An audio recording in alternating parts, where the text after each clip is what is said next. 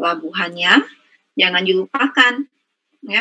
Karena apa? Pusatnya, tempatnya AHT itu terjadinya proses bongkar hasil tangkapan, muat persediaan ataupun perbekalan itu pusatnya sentralnya ada di pelabuhan, ya. Jangan nanti saya fokusnya ke HT saja gitu, hasil tangkapannya saja, tapi kalau tidak melihat lingkungannya gitu, lingkungan apa, lingkungan si tempat ikan ini didaratkan gitu ya, si tangkapan ini didaratkan, saya melupakan itu gitu. Nah, banyak fasilitas yang ada di suatu pelabuhan ya, bahkan tadi saya katakan ada pelabuhan yang ada fasilitas industrinya, fasilitas apa? Pengolahan misalkan. Jadi di dalam satu kawasan pelabuhan ada pengolahan ikannya.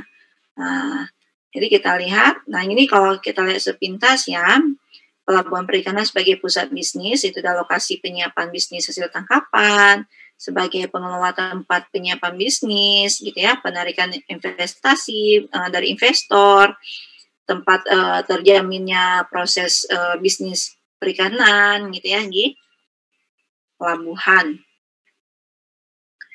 Nah, banyak sekali ya, banyak sekali. Makanya saya katakan tadi, saya tanyakan bahwa di PPS Kutaraja ada nggak industrinya?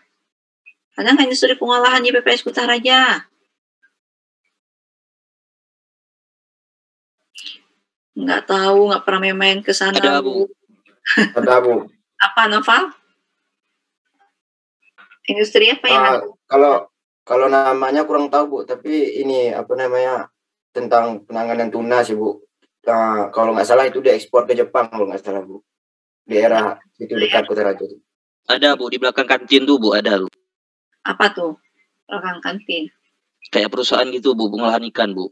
Nah, ya. Ada dalam suatu pelabuhan itu, ya. Termasuk tempat apa ya? Tempat orang yang jual perlengkapan laut itu juga ada di satu pelabuhan gitu ya. Makanya dikatakan pelabuhan itu sentral ataupun sentralnya bisnis perikanan gitu ya. Jadi tidak hanya berkaitan dengan jual beli ikan saja yang ada di sana gitu. Tempat pengolahannya juga ada, tempat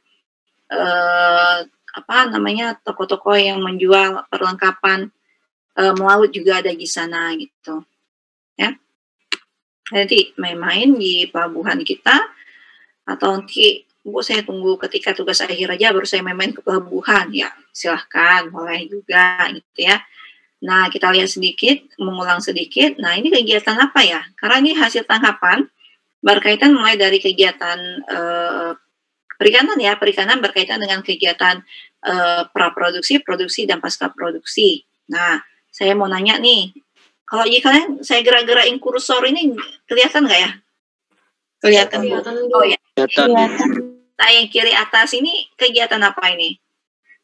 Lagi memuat barang, Bu. Muat barang, Bu. Penangkapan ikan di laut. Apa, Nova, memuat barang? Apa sebutannya memuat barang? Kalau dalam bahasa perikanan apa? Memuat barang? Bongkar muat, Bu. Salah. Coba. Muat, Bu. Muat barang, Bu. Untuk perlengkapan stok makanan, Bu. Muat barang. Mempersiapkan operasional penangkapan. Ya, perbekalan di sini ya.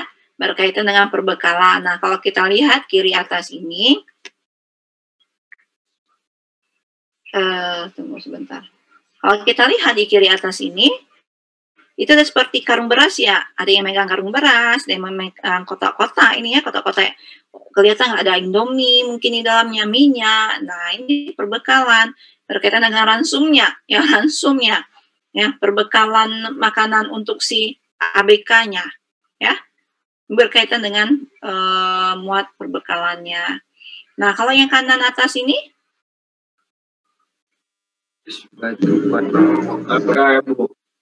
apa Desto? Es, Bu. Es buat di Palka. Es untuk keperluan menjaga mutu ikan ya, menjaga mutu hasil tangkapan gitu ya, untuk ditaruhkan di Palka gitu ya. Ini kalau kita lihat es balok ya, jadi es balok ini bukan untuk si ransumnya si ABK, Nah, tapi keperluan ini berkaitan dengan perbekalan juga, tetapi untuk apa? Menjaga mutu si ikan, menjaga kualitas ikan, gitu ya. Penanganan hasil tangkapan ketika berada di atas kapal. Nah, inilah menggunakan es balok, gitu ya. Jadi, penanganan hasil tangkapan itu dimulai dari apa? Berada di atas kapal harus langsung diberikan penanganan yang tepat, ya, untuk apa? Menjaga mutu si ikan. Karena apa? Hasil tangkap fishing tripnya itu tidak hanya sehari gitu ya, ada yang bahkan 2 hari, 3 hari, 4 hari melaut gitu ya. Makanya butuh es balok ini untuk menjaga kesegaran ikannya, melakukan penanganan hasil tangkapan ketika masih berada di atas kapal. Nah, kalau yang kiri sudut bawah ini, apa ya kira-kira? Air bersih ya, Bu. Iya, air Tempat bersih. minyak nggak, Bu? Air bersih nih kalau kayak gini, ya. Nah, air bersih gitu ya. Jadi kalau di Aceh hanya beberapa istilahnya apa ya? Kalau seperti perusahaan ya CV ataupun PT gitu ya.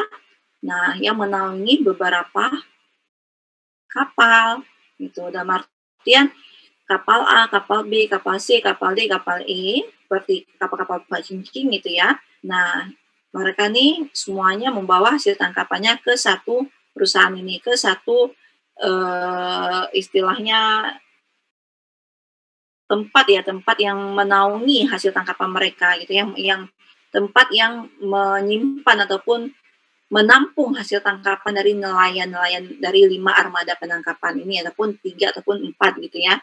Nah, jadi mereka setiap tempat CV itu ya, unit-unit usaha itu menyediakan nih persediaan air bersihnya gitu. Ya, persediaan air bersihnya yang dapat digunakan oleh nelayan-nelayannya gitu ya, nelayan-nelayan di setiap kapal-kapal ataupun unit penangkapan yang mereka taungi gitu ya. Nah, itu air bersihnya. Kemudian ada bahan bakarnya juga. Jadi dilihat, trip penangkapannya 4 hari atau 5 hari gitu ya. Nah, itu dibawa semua berapa keperluan daripada si bahan bakarnya. Nah, jadi ini semuanya berkaitan dengan apa? Perbekalan, ya. Ini aktivitas apa? Perbekalan, mempersiapkan perbekalannya, ya. Kegiatan termasuk kegiatan apa ini? Praproduksi, produksi atau pasca produksi? Praproduksi, Bu. Praproduksi, Bu. Mungkin kan kita menyiapkan es balok, tapi itu kegiatan pasca produksi. Nah, jadi kalian bisa melakukan analisis sendiri lah ya, aktivitas-aktivitas ketika kalian berkunjung ke suatu pelabuhan ataupun ke suatu TPI gitu ya.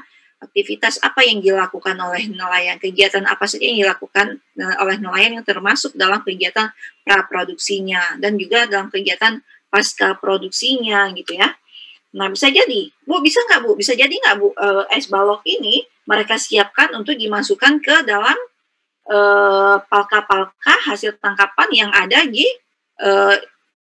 TPI gitu, ataupun di istilah selain palka apa ya, tempat tong-tong yang menyimpan ikan itu ya, yang ketika penjual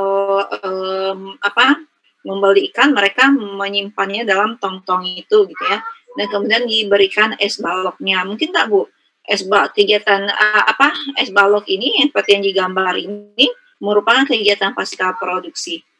Menurut kalian memungkinkan nggak ini termasuk kegiatan pasca produksi? Bu. Gimana, Noval? Nah, kalau misalkan melihat banyaknya es balok itu kan, kalau misalkan pasca produksi sih nggak mungkin, Bu, karena kan pasca produksi itu biasanya kan perlunya bentar gitu. Kalau misalkan sebelum produksi itu misalkan di tengah laut kan memerlukan banyak es balok tuh untuk menjaga ikan tersebut. Oh iya, benar.